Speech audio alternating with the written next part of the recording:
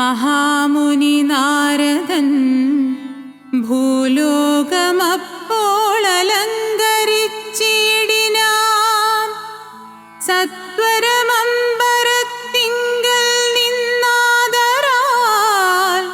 തത്രൈവ വേഗാൽ അവതരിച്ചിടിനാൻ.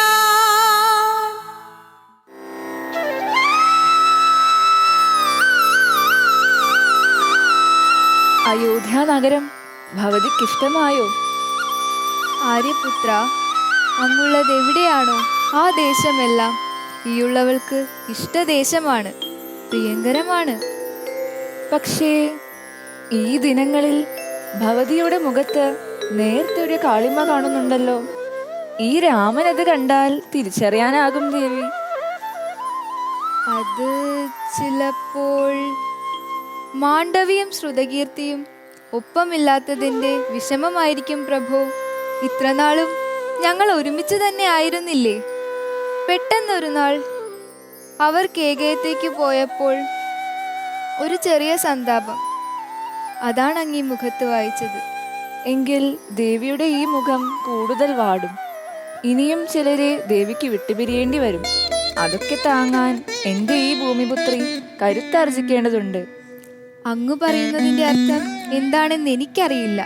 പക്ഷേ ഒന്നുണ്ട്, ഈ ലോകത്ത് എന്തും ഞാൻ ഉപേക്ഷിക്കും, മറ്റാരെയും പിരിയും, അങ്ങേ ഒഴികെ. അങ്ങയോടൊപ്പം കഴിയേണ്ടി വരുന്നത് കാട്ടിലായാലും കടലിലായാലും ഞാൻ സന്തുഷ്ടയായിരിക്കും.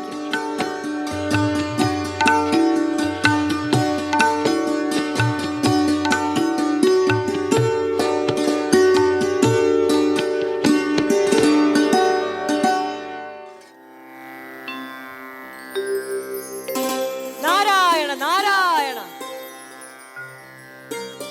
നാരായണ നാരായണ. മഹർഷി, അങ്ങ് ഇത് എവിടെ നിന്ന് പൊട്ടി വീണു? നാരായണ നാരായണ. എങ്ങനെ? നാരായണ നാരായണ. എപ്പോ? നാരായണ നാരായണ. എവിടെ നിന്ന് വന്നു ചേർന്നു? നാരായണ മുകുന്ദ ശൗരേ, നാരദന് വരാനും പോകാനും വാഹനം ആവശ്യമില്ലെന്ന് അങ്ങക്ക് അറിവുള്ളതല്ലേ? അറിയാം മഹർഷി. അങ്ങയുടെ മഹത്വവും ദിവ്യത്വവും ഒരുപാട് കേട്ടിരിക്കുന്നു. വ്യോമമാർഗത്തിലൂടെ സഞ്ചരിക്കുന്ന അങ്ങ് ദേവഗേഹങ്ങൾ സന്ദർശിക്കുന്ന ദേവർഷിയല്ലേ? ആ മാർഗലക്ഷ്യങ്ങളൊക്കെ വെടിഞ്ഞ് എന്തേ ഈ അയോധ്യാപുരിയിൽ? ദേവദേവൻ അയോധ്യയിൽ വന്ന് അവതരിച്ചാൽ നാരദൻ മറ്റെവിടെയാണ് പോകേണ്ടത് ഭഗവാനെ? മഹർഷി വിശ്രമിച്ചാലും ഞാൻ അങ്ങയ്ക്ക് അർഘ്യപദ്യാദികൾ ഒരുക്കാം. നാരായണ നാരായണ. ഇതാ പൂജാമൂർത്തന്റെ മുന്നിലുള്ളപ്പോൾ നാരദന് അർഘ്യപൂജാദികൾ ആവശ്യമില്ല ദേവി. എങ്കിൽ പറയൂ മഹർഷി, എന്താണ് അങ്ങയുടെ ആഗമനോദ്ദേശ്യം? പറയാം. ഞാനിപ്പോൾ സത്യലോകത്ത് നിന്ന് വരികയാണ്. പിതാവും സൃഷ്ടാവുമായ ബ്രഹ്മദേവന്റെ ദൗത്യമാണ് എന്നെ ഇപ്പോൾ അയോധ്യയിൽ എത്തിച്ചത്. മഹാത്മൻ ലോകമായിൽ മുഴുകി കാലം കഴിക്കുമ്പോൾ അങ്ങ് ലോകപാലകനായി നാരായണന്റെ അവതാരമാണ് സത്യം, മറക്കാതിരിക്കണം എന്ന് ബ്രഹ്മദേവൻ ഓർപ്പിക്കുന്നു. ഇല്ല മഹർഷി, ഞാനൊന്നും മറക്കുന്നില്ല. പക്ഷേ ലൗകിക വൃത്തനാകുമ്പോൾ അതിനു വേണ്ടുന്ന കാമനകളിൽ അഭിരമിക്കുന്നു. കേവലനായ മനുഷ്യനാകുന്നു. അത് അനിവാര്യമാണ് മഹർഷി. തീർച്ചയായും. പിന്നെ ബ്രഹ്മദേവൻ മറ്റൊന്നും കൂടി ഓർപ്പിക്കുന്നു, അങ്ങയുടെ അവതാര ദൗത്യത്തെ കുറിച്ച്, രാവണ നിഗ്രഹത്തെ കുറിച്ച്. അതേ മഹർഷി, അതിനുള്ള സമയം അടുത്തു വരുന്നുണ്ട്.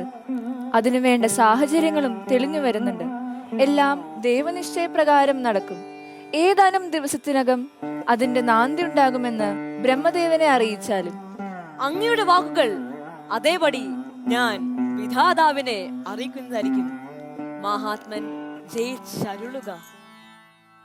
ചിത്തപ്രമോദേന നാരദനന്നേരം രാഘവൻ തന്നെ പ്രദക്ഷിണവും ചെയ്ത് വേഗേന ദണ്ഡ നമസ്കാരവും ചെയ്ത് ദേവമുനീന്ദ്രൻ അനുജ്ഞയും കൈക്കൊണ്ട് ദേവലോകമൊക്കെയും